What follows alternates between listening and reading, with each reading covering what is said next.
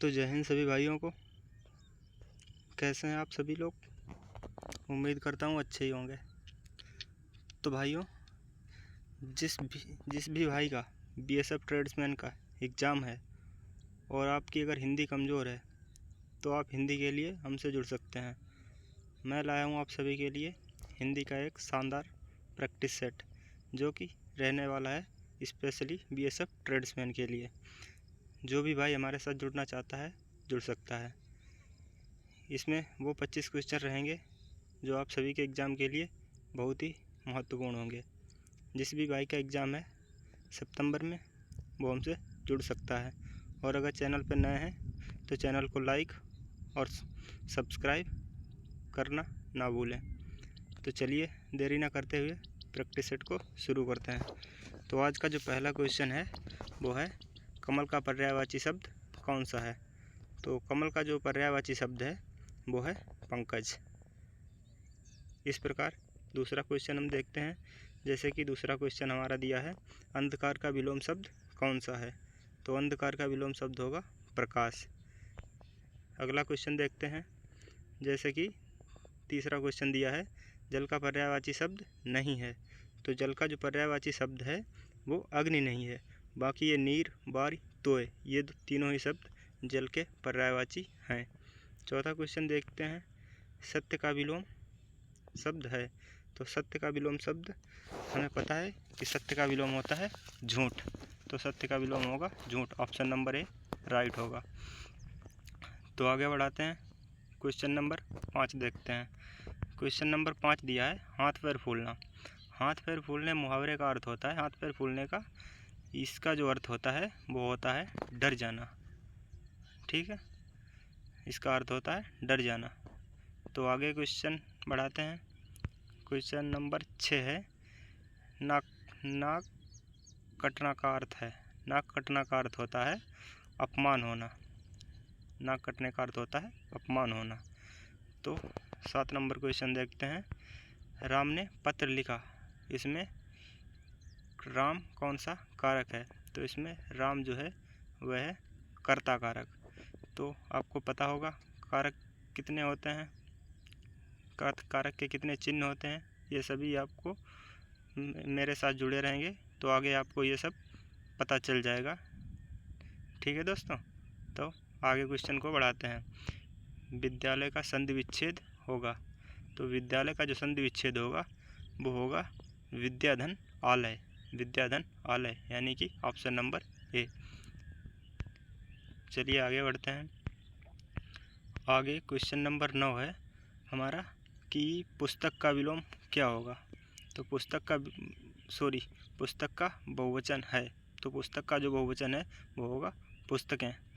ठीक है, पुस्तक का बहुवचन पुस्तकें।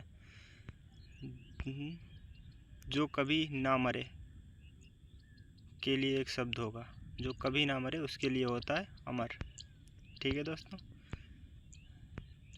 और जो हमारा 11 नंबर क्वेश्चन है, इसमें पूछ रखा है का से पहले कौन सा वर्ण आता है? तो का से पहले इसमें जो आता है, का से पहले जो वर्ण आता है वो आता है हा। आप देख लेना सर्च करके। कुछ लोग ए बोलेंगे और बोलेंगे, जो कि ये नहीं होता है। इसका सही आंसर होगा हा।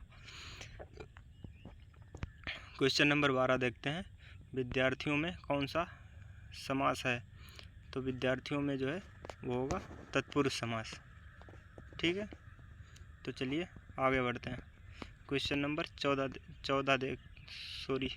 देखते हैं। 13 देखते हैं क्वेश्चन नंबर 13 जो है, दूध का दूध पानी का पानी, इसका अर्थ क्या होता है? दूध का दूध और पानी का पानी, इसका अर्थ होता है न्याय करना। ठीक है, इसका अर्थ होता है न्याय करना। क्वेश्चन नंबर 14 देखते हैं, पुत्र का स्त्रीलिंग क्या होगा? पुत्र का जो स्त्रीलिंग होता है वो होता है पुत्री। 14 नंबर हो गया। अब हम देखते हैं क्वेश्चन नंबर 15।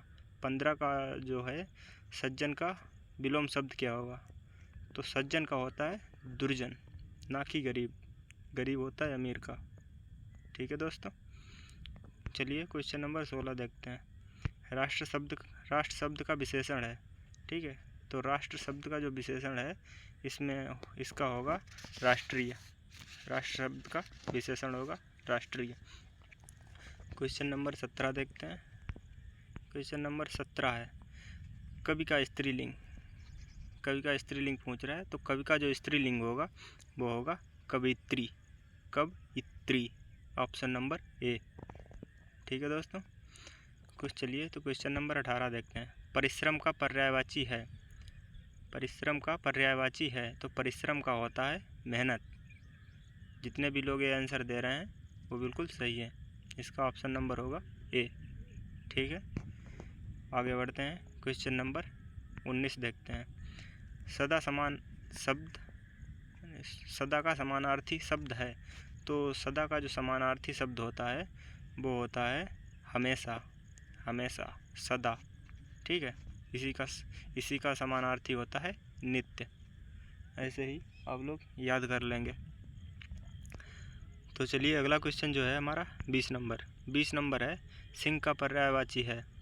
तो सिंह का पर्यायवाची जो होता है वो होता है मृगराज। Option number B. जितने भी लोग बता रहे हैं वो बिल्कुल सही बता रहे हैं। तो चलिए दूसरा क्वेश्चन देखते हैं, यानी कि 21 नंबर, जो कि दिया है जो दूसरों का भला करे उसे कहते हैं। जो दूसरों का भला करे उसे कहते हैं परोपकारी, यानी कि दूसरों पर उपकार करने वाला उसे कहते हैं परोपकारी। ठीक है, उम्मीद करता हूँ कि ये बात आप लोगों को समझ में आ गई होगी। तो चलिए दूसरा क्वेश्चन देखते हैं, यानी कि 22 नंबर। अगला क्वेश्चन जो है हमारा वो है आँखों का तारा मुहावरे का अर्थ है। तो आँखों का जो तारा है मुहावरे का अर्थ है बहुत प्रिय होना, यानी कि ऑप्शन नंबर ए। जितने भी लोग ऑप्शन नंबर ए बता रहे हैं बहुत ही शानदार, बहुत ही अच्छा। चलिए अगला क्वेश्चन देखते हैं। 23 नंबर पूछ रहा है कि दिन रात में कौन सा समास होता है। तो दिन रात जो शब्द है इसमें समास होता है जो होता है द्वंद्व समास। द्वंद्व समास के लिए मैं आप सभी को बता देता हूँ, जब भी आपको ये जैसे कि इसमें दिन और रात लिखा है, ठीक है, तो अगर कहीं आपको ऐसा दिन और रात के बीच में ये योजक जो चिन्ह लगा है ना, अगर ये योजक चिन्ह आप सभी को दिख जाए तो समझ जाना कि वहाँ पे द्वंद्व समास है। ठीक है, जैसे कि माता पिता होता है, ठीक है, दिन रात होता है, ठीक है, ऐसे जहाँ भी लगा मिल जाए वहाँ होता है द्वंद्व समास। ठीक है, तो इसका राइट आंसर जो होगा वो होगा ऑप्शन नंबर ए। ठीक है, तो चलते हैं अगला क्वेश्चन देखते हैं। 24 नंबर, ईमानदार का विलोम शब्द है। ईमानदार का जो विलोम शब्द होगा वो होगा बेईमान। ठीक है दोस्तों, ईमानदार का शब्द होगा बेईमान। गरीब जो है वो होगा अमीर का। ठीक है, तो चलिए आगे क्वेश्चन बढ़ाते हैं। इसका जो राइट आंसर होगा वो होगा ऑप्शन नंबर ए। तो चलिए आगे बढ़ाते हैं क्वेश्चन। आज का हमारा जो है अंतिम क्वेश्चन जो है वो पूछ रहा है कि गंगा का पर्यायवाची शब्द है। तो गंगा का जो पर्यायवाची है, गंगा का पर्यायवाची होता है भागीरथी। गंगा का पर्यायवाची होता है भागीरथी। तो आज के ये थे कुछ हमारे हिंदी के महत्वपूर्ण 25 प्रश्न जो कि मैंने कराए हैं। इसमें से अगर आपके इसमें से 22 से 23 क्वेश्चन सही हुए हैं तो आपका स्कोर बहुत ही अच्छा है और तैयारी आपकी बहुत अच्छी चल रही है। और भी अच्छी तैयारी करने के लिए आप हमसे जुड़ सकते हैं। अगर आप चैनल पर नए हैं तो चैनल को सब्सक्राइब ज़रूर कर लें और वीडियो को भी शेयर कर दें ताकि आपके दोस्तों की भी तैयारी अच्छी हो सके। तो चलिए वीडियो को ख़त्म करते हैं यहीं पे। मिलते हैं नेक्स्ट वीडियो में कल एक शानदार प्रैक्टिस सेट के साथ। तब तक के लिए जय हिंद, जय भारत।